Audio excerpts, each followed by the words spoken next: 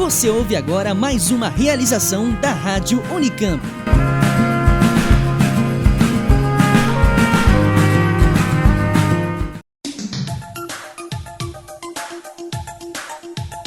Está no ar Orelha de Livro, uma produção, editora da Unicamp.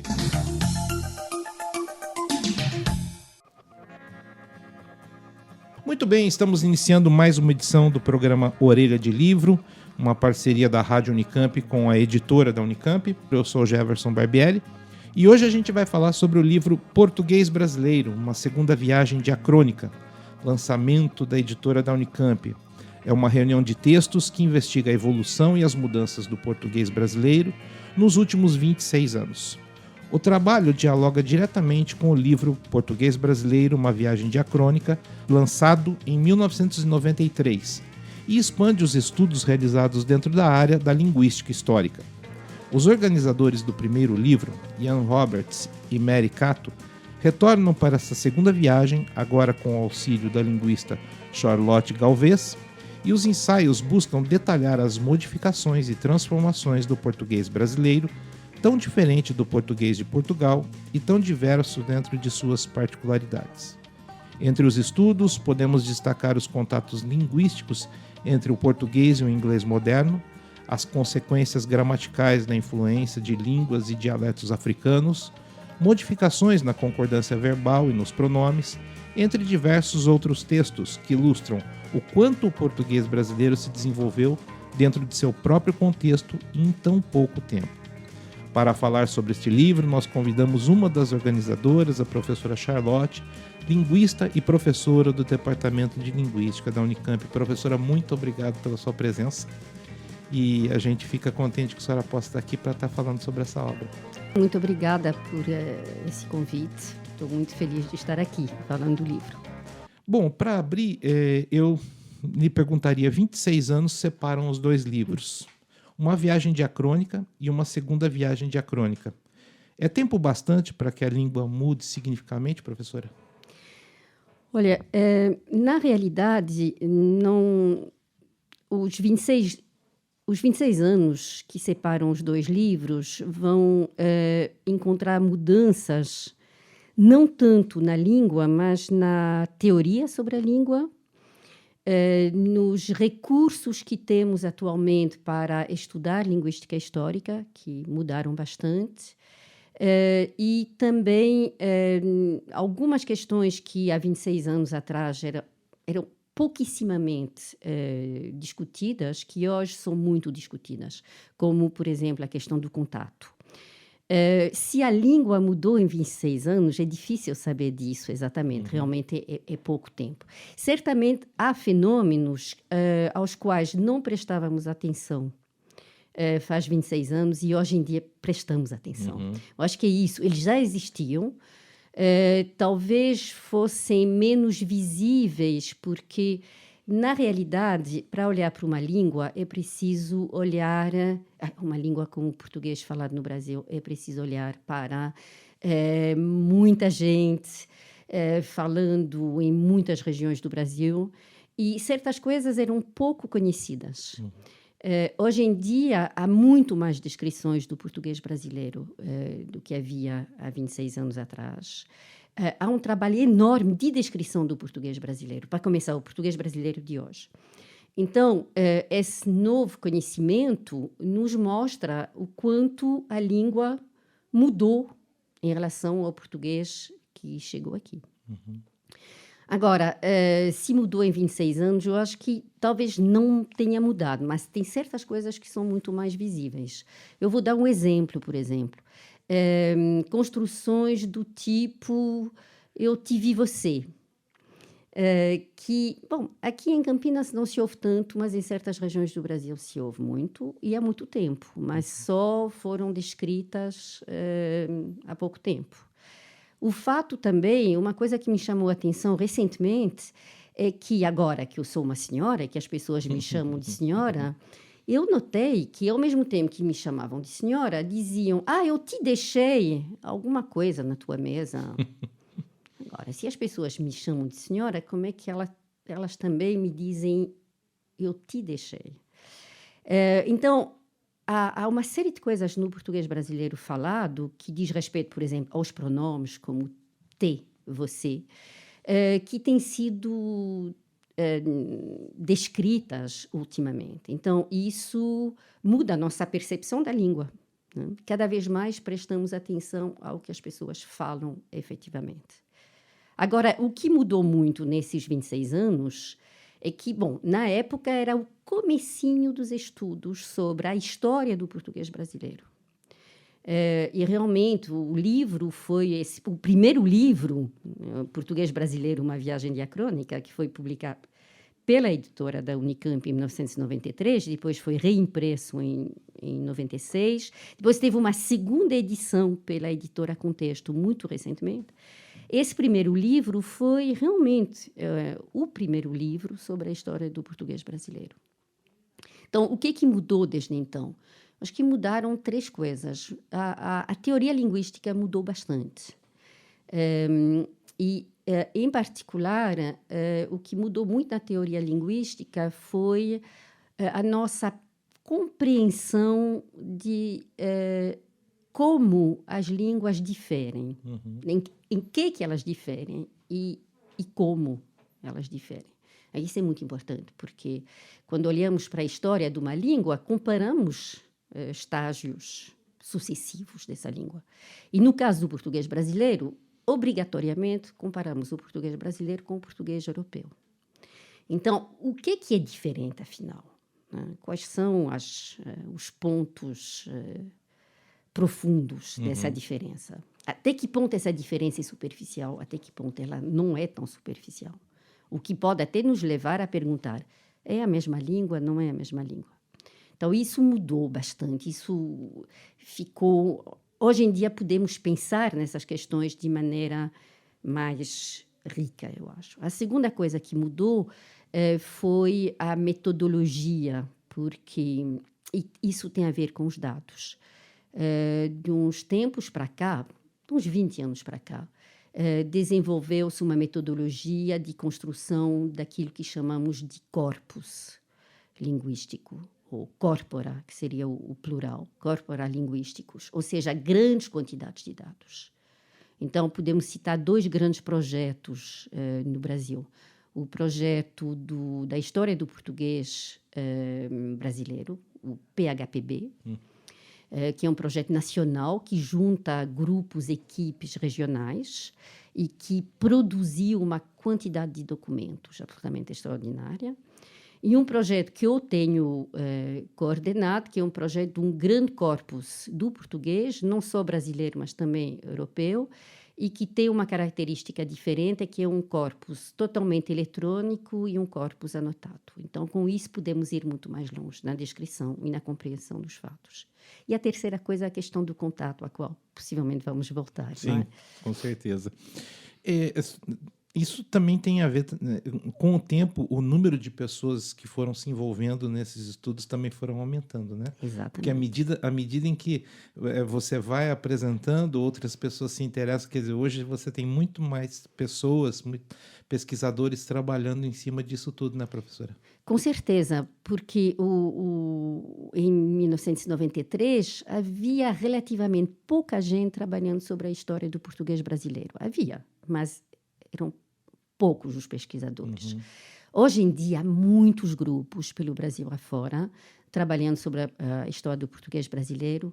Os estudantes se interessam muito por isso, porque tem a ver com as raízes das pessoas também. A língua constitui a identidade. Então, os jovens gostam de fazer esse trabalho, gostam desse trabalho de produzir documentos, achar documentos antigos, estudar esses documentos e ver como a língua brasileira se constitui ao longo do tempo. É um assunto fascinante. E hoje em dia, muita gente, realmente, muitas publicações. Isso é bom, isso é muito bom. Professora, viagem diacrônica, qual o sentido dessa expressão que é o subtítulo do livro? Então, diacrônico quer dizer através do tempo, não é?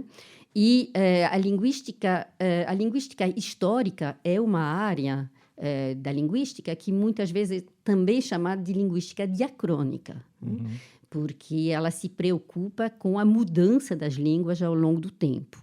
Então, a ideia da viagem vem do pesquisador que nós homenageamos no primeiro volume, que acabava de falecer, e era um jovem pesquisador, que era alguém que estava iniciando justamente um trabalho sobre a história do português brasileiro. Então, o livro foi em homenagem a ele, chama-se Fernando Taralo, e ele falava do túnel do tempo, né? Essa metáfora dessa viagem ao longo do tempo.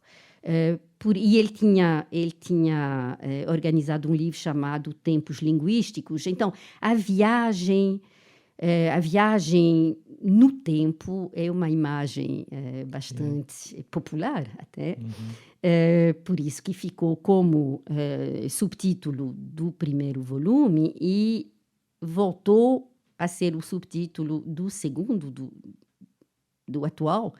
E é a segunda viagem diacrônica, porque nós temos uma relação muito forte com o primeiro livro. Não é? Essa é a ideia.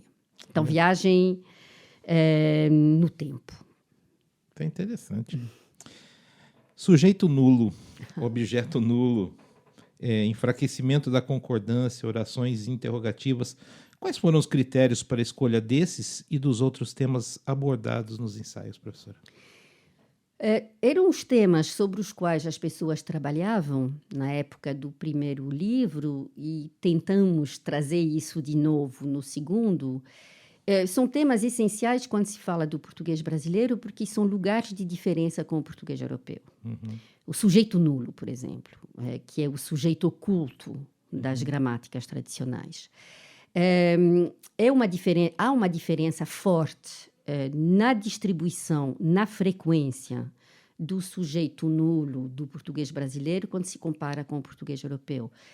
Dito muito rapidamente, os brasileiros têm muito mais tendência em usar um sujeito preenchido, um pronome, por exemplo. Então, em lugar de dizer, amanhã vamos ao cinema, eles dizem, amanhã nós vamos ao cinema, ou a gente vai ao cinema. Né? Ontem fizeste tal coisa? Não, ontem você fez tal coisa. Então, isso, como eu disse, os pronomes é um dos fenômenos, quer dizer, o uso dos pronomes, os paradigmas pronominais, é um lugar de grande diferença entre o português brasileiro e o português europeu.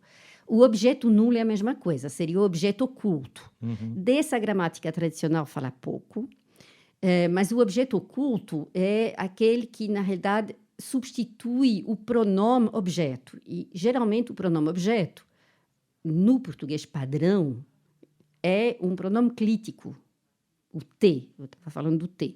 Mas o pronome clítico de terceira pessoa, que é o, a, os, as, esse praticamente sumiu do português brasileiro falado. Não é? Então, as pessoas usam esses pronomes quando escrevem, mas praticamente não usam quando falam. Então, o que fazem no lugar disso? Tem o objeto oculto, objeto nulo, ou tem o pronome tônico, em lugar do pronome clítico, que é o pronome ele. Então, eu encontrei ele. Coisas que a gramática tradicional também recusa. Né? O que é importante dizer é que os linguistas não têm uma posição normativa em relação à língua. Quer dizer, os linguistas olham para a língua como um fenômeno natural. Né? Para os linguistas, a língua é um fenômeno natural. Então, as pessoas falam e é isso que é a partir disso que nós tentamos entender a linguagem. Entendi. Isso é muito importante. Então, concordância, a mesma coisa. Né? A concordância, de fato, a concordância no Brasil depende muito da escolarização. Isso foi mostrado pela sociolinguística. Então, quanto mais alguém vai à escola, quanto mais tempo passa na escola, mais concordância faz. Mas mesmo as pessoas escolarizadas fazem, não vou dizer erros, bom, já disse, mas não aplicam concordâncias verbais ou nominais. Então, a questão da concordância é uma questão muito interessante no português brasileiro. Há uma tendência em não fazer a concordância entre, por exemplo, um nome e um adjetivo, ou um artigo e um nome, os meninos, ou o sujeito e o verbo. Há uma tendência muito forte, na língua falada. O singular e o plural caminham juntos. O né? singular e o plural caminham juntos. Sim. Bom, professora, o contato linguístico na formação do português brasileiro é um tema abordado em 2 dos estudos do livro. Por que esse destaque? Porque, certamente, na formação do português brasileiro, o contato linguístico teve um papel absolutamente crucial.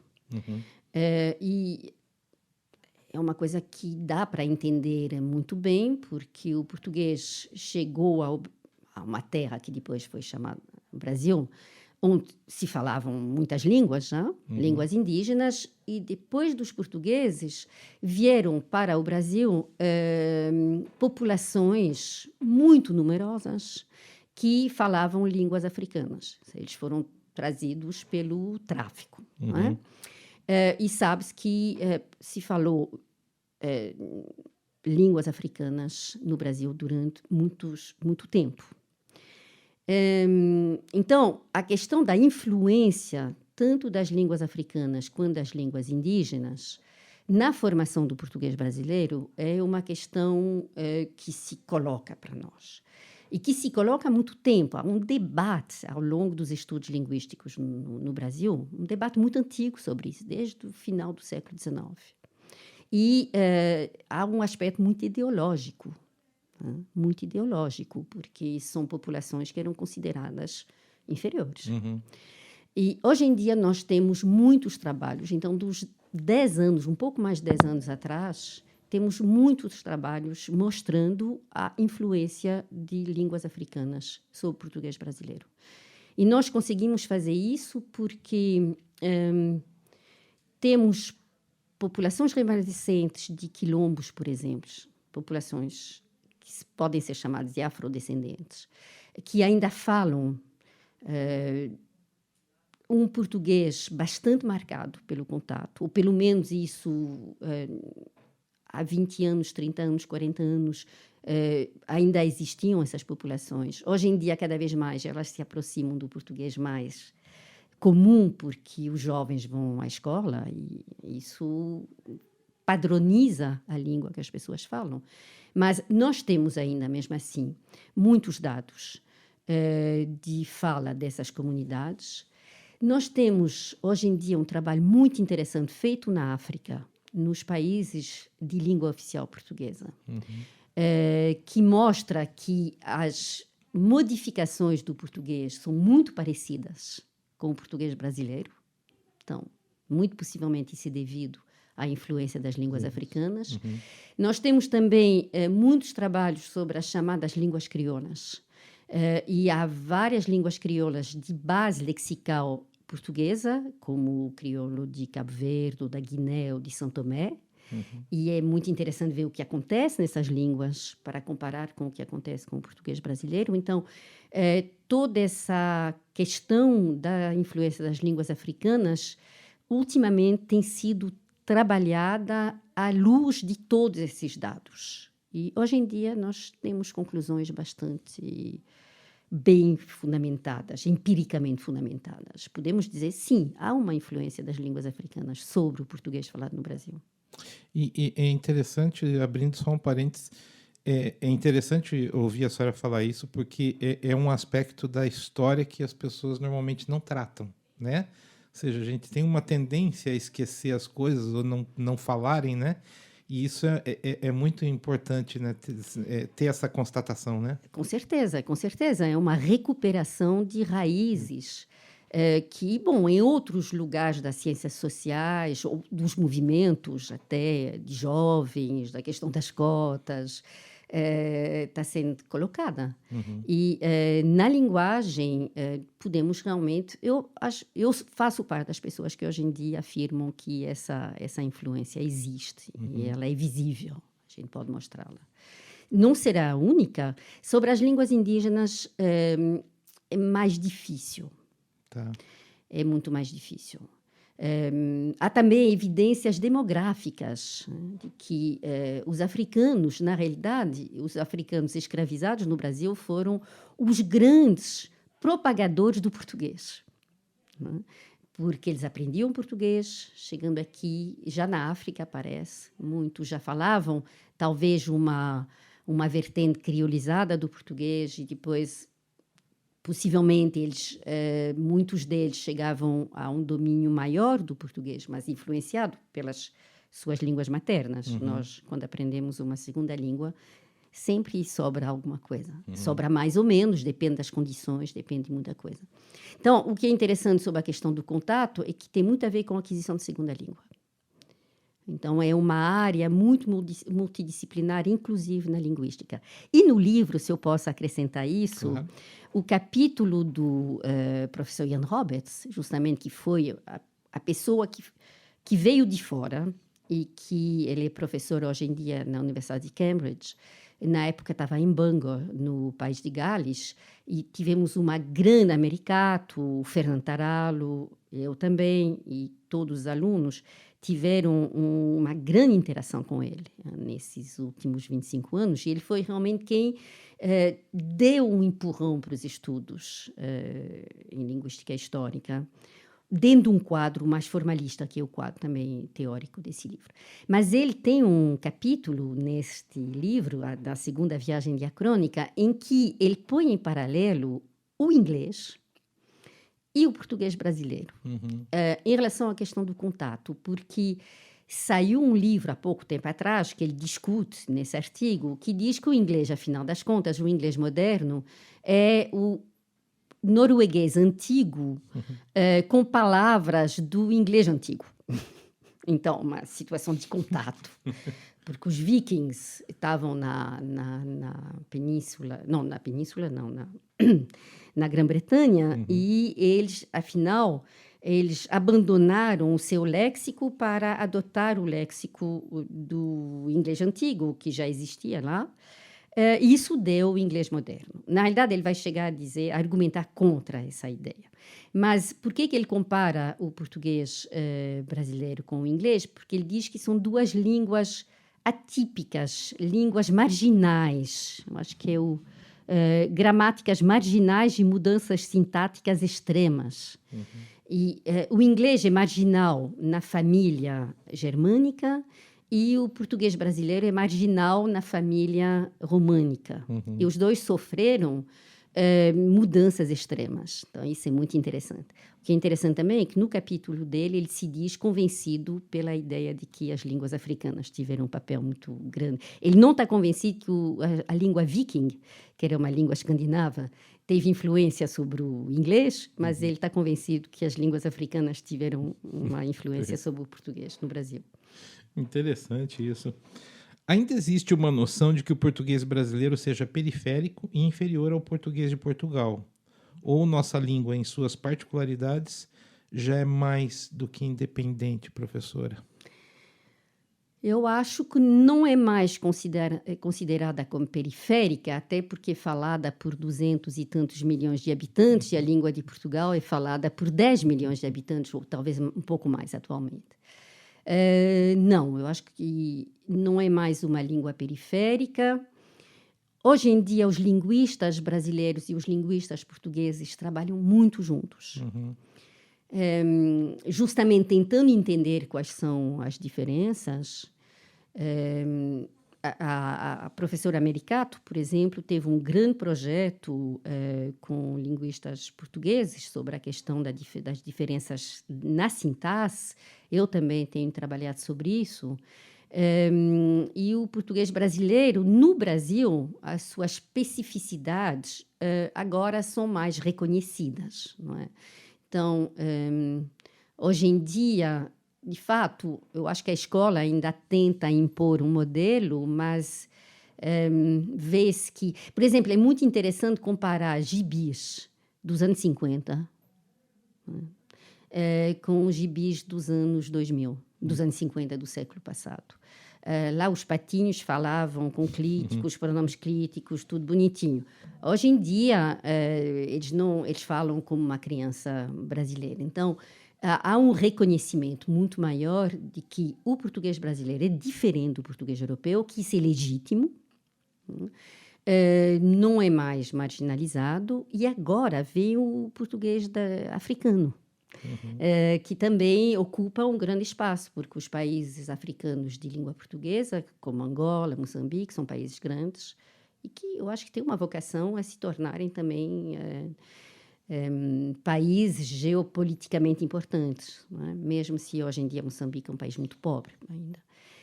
Então, isso faz com que todos os trabalhos que os linguistas fazem de descrição, de comparação, dão um estatuto a vertentes que eram consideradas talvez inferiores antes, né? Que no Brasil, o português brasileiro durante muito tempo foi considerado inferior.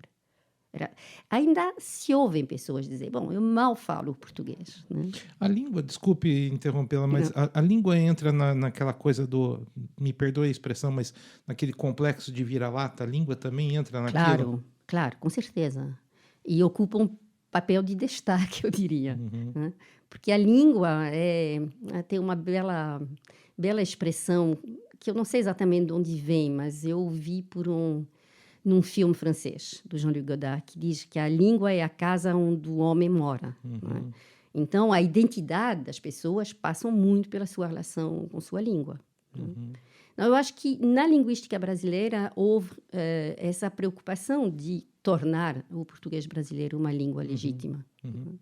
É porque eu percebo muito com relação à língua inglesa, né? Ou seja, se você não falar o inglês, você está fora do mundo, né? Sim. Só que a gente esquece que muita gente fala português no mundo, né? Com certeza. O português é a 7ª língua falada no mundo. Não, e ela é falada em vários continentes, porque o que é importante no lugar de uma língua no mundo não é só o número de pessoas, mas o fato que isso se dê em muitos continentes. Então, claro, o inglês é a primeira língua nesse sentido, e precisamos de uma língua internacional. Mas o português é uma língua que tem um estatuto internacional forte também. E até fazer essa pergunta, né? O status atual da língua portuguesa no cenário mundial. A senhora já acabou de me responder. Quer dizer, somos a 7ª língua mais falada no mundo, né? Com certeza. Isso significa que tem um contingente de pessoas muito grande falando português no mundo, né? Sim, e falando português na América Latina, falando português na África, falando português na Europa também, apesar que lá é o menor país, mas é um país importante. Então, e falando português na Ásia um pouco também, mas lá eu não sei muito bem como está em português. Por exemplo, o Estatuto do Português. O português é língua nacional em Timor-Leste. E em Timor-Leste, faz uns 10, 15 anos atrás, houve um referendo em que as pessoas tiveram que escolher qual seria a língua nacional com o tetum, que é a língua de lá, a língua mais importante. E escolheram o português. Interessante. E, bom, o português foi falado em Macau, na China, mas eu devo dizer que uma vez eu fui a Macau e eu descobri que muito pouca gente fala português em Macau. Mas, enfim, é uma língua que viajou muito, aliás, falando em viagens. É uma das línguas que mais viajou pelo mundo, né?